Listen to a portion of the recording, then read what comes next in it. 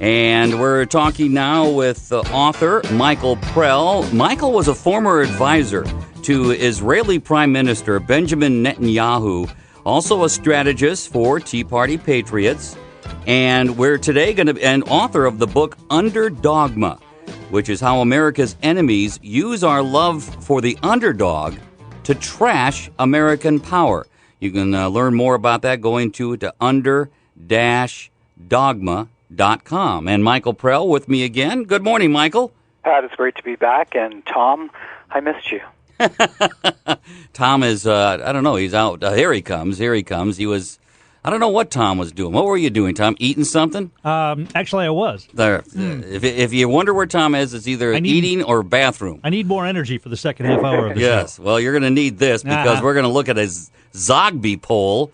You know, here, now, Michael, I guess I don't quite understand because supposedly America's image worldwide, and especially in the Middle East, was totally destroyed by George W. Bush, and that President Obama would restore everything. But a Zogby poll shows that our U.S. favorable ratings across the Arab world have plummeted. Can you tell us about that? Well, that doesn't come as a surprise to me, but it comes as a surprise to the president. I mean, we remember his apology tour throughout the Middle East where he traveled from country to country, Egypt, Cairo, Turkey, bowing down and apologizing for America's power. Now, why would he do that?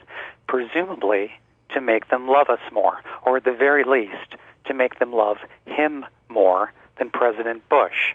But the numbers are in, the Zogby poll's out. Guess what? After the apology tour today, the Arab world hates America more today than they did under President Bush. And here's the kicker. They hate President Obama while he's bowing to them more than they hated President Bush while he was bombing them. Now, does it go into why they despise President Obama? I mean, because he's not really, well, I guess he's Libya and things like that, but he supported Egypt and their uprising, and he's leaving Iran alone for the most part, at least visibly, outwardly. Yeah, but the same poll has Iran's popularity in measures what people say about how they feel about America. So the disapproval ratings for President Obama in America are 90% across the Arab world. Now, the question that you asked is why? Now, why is not really for a poll to answer. Why is what I can answer. It's because there's a fundamentally different view of power in the Arab world. What shapes their view of power is the strong horse view of power. They respect the strong horse. This is a deep, deep cultural thread for them, and they disrespect the weak horse. In fact, they go a little further.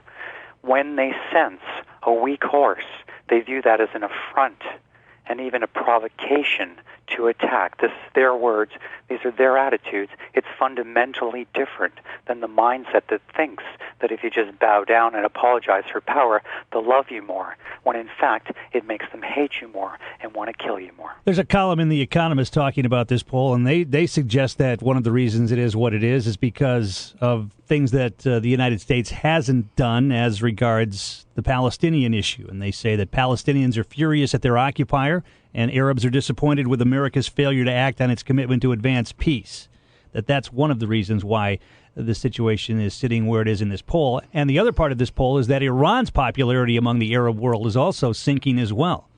What the poll also shows is that Iran, which is actually more of a threat to the Arab world than it is to us because their missiles can reach their neighbors but can't yet reach us, what the poll shows is that President Mahmoud Ahmadinejad is more popular in the Arab world than President Obama.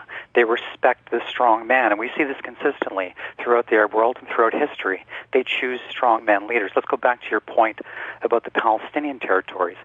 The Palestinians have never had a more vocal champion than they do today with President Obama, and yet 82% of them have an unfavorable view of the United States, and it's gone down since President Obama has been championing their cause to the point where he's working behind the scenes to help give them their own state. Because they expected something to happen by now? I mean, it could be the same argument that why some on the left are running away from the president because he's not moving fast enough on their issues. No, they actually disrespect him, and I have a quote, and I'll send it to you. I'm don't have it right in front of me, where they actually call him out and berate him and frankly mock him for being so weak.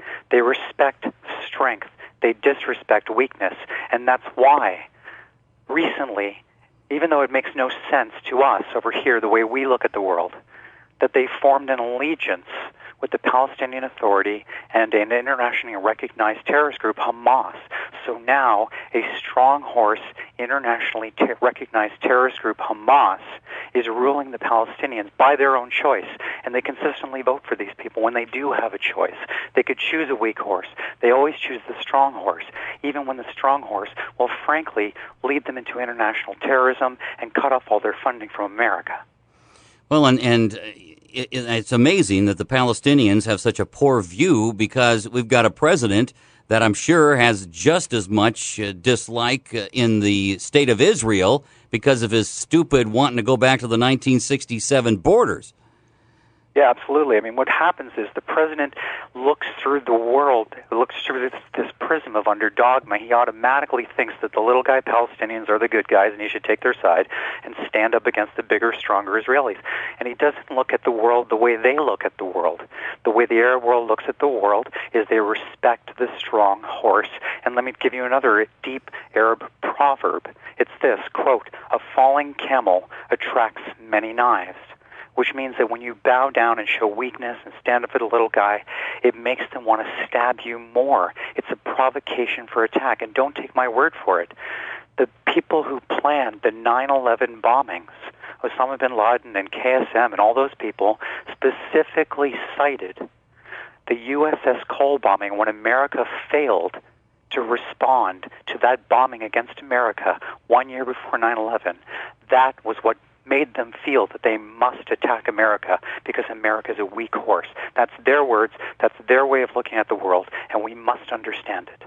Yeah, but if the Taliban and all of these people thought America was a weak horse, they found out very quickly that it's not, and the fact that President Obama has not dismantled President Bush's movement into Iraq and Afghanistan certainly plays into some of this as well. I mean, the whole idea of expectation. It was expected that the president was going to change things, and there hasn't been that much change as regards some of these issues as people thought there would be, especially people in the Arab world. But there's been a huge change. We can't expect them to love us, but over the past, they've at least respected us and feared us, and the numbers bear it out. They actually respected George Bush more than they respect President Obama. Let's go through the Middle East and see what happens when American power is no longer respected and feared, when America is viewed as a weak horse. The Palestinian Authority, like I said, now controlled by Hamas. Egypt, American approval rating dropped to 5%, and now they've picked the strong horse Muslim Brotherhood to lead them. Turkey, where the president gave a speech, only 14% approve of America. Now Turkey is becoming incredibly radicalized. They used to be a friend of Israel. Everyone forgets this, but under the Obama administration, he lost Turkey. They're becoming radical. That's where the flotillas come from toward Israel, and they're breaking all ties with Israel. Let's go to Lebanon. It's been swallowed by Hezbollah during this presidency. Yemen, there's chaos, and Al-Qaeda is taking over. Pakistan, which gave safe haven to Osama bin Laden, and then when some of their own people turned him in, then they rounded up those guys who turned him in, and they're putting them on trial. And let's look at Libya. Libya's on the march. Libya's killing them. You don't think any of this stuff would happen if President Bush was still in power? Hamas was elected to head the Palestinian Authority while President Bush was in power. We know that 1, 2, 3, 4, 5, 6, 7 countries in the Middle East are on fire within the past year and a half. And that coincides with America showing itself as the weak horse. When you show you're weak, let's mix our horse and cat metaphors. When the cat shows that he's away, the rats will play. So your suggestion is we should have backed up all of the right-wing dictators in Egypt and these places instead of letting the people of those countries decide that they wanted to get rid of them. What we shouldn't do is proactively and unprovoked demonstrate America weakness. I mean, let's just look at, and we forget because things happen so quickly. Just a few weeks ago, the president took to the air for his Afghanistan speech, and this is what the Washington Post described it as. The Washington Post is not exactly a right-wing paper. Quote, President Obama's Afghanistan speech confirms America's decline, heralding, quote, the American century has just ended, and President Obama has said that American power has reached its limit. When you radiate weakness to the Arab world, they notice it because that's what they look for. They look for the weak horse. They respect the strong horse. And since the beginning of this presidency, he has broadcast American weakness and American decline to the Middle East, and now all of those countries in the Middle East are on fire, rising up, embracing the strong horse, and looking to us like the enemy. What have you had a chance? I mean, I'm sure the Gallup poll just did the Arab world, but what about like Europe and the Asian countries? I mean, have they warmed up to the president and now are standing as much better with them? I can speak very clearly to what's happening in China because that's a very specific area of expertise for me. They are beyond on the march. They've already decided that America's done. What they used to couch and cloak in sort of, let's cloak China's rise, they're now completely obtuse about it. They actually issued a paper about 6 months ago saying that China will dominate the world. And why do they think that? Well, that's because when the leader of China came to Washington, D.C., last year's Nobel Peace Prize winner, Barack Obama, served dinner and bowed down to the jailers of this year's Nobel Peace Prize winner. When you show weakness, those who value strength will take advantage of your weakness. Yeah, what about the old adage that if we show kindness and compassion that it will spread? It's just not that way in this world with so much evil. The numbers don't bear it out. Like I said, the Arab world respected President Bush when he was bombing them more than they respect President Obama while he's bowing to them. And there are consequences. The Middle East is on fire. So are you suggesting then that we should, start military action against Iran, start going into some of these countries militarily like President Bush did in order to send a message to the extremists on the Islamic side that we're not weak, we are strong? That's going to send that message? At this point, I would settle, because I'm not expecting miracles from this president, I would settle for this president not proactively announcing to the world that America is weak and will roll over and show its subservient belly to the world and apologize for its power. And by the way, let's not forget, just 1 year ago, this cost nothing. The President of the United States proactively, out of the blue, announced that if America were attacked, that it would not respond with nuclear weapons. Now, why would he do that? Why is he trying to rid America of nuclear weapons while Iran is trying to get nuclear weapons?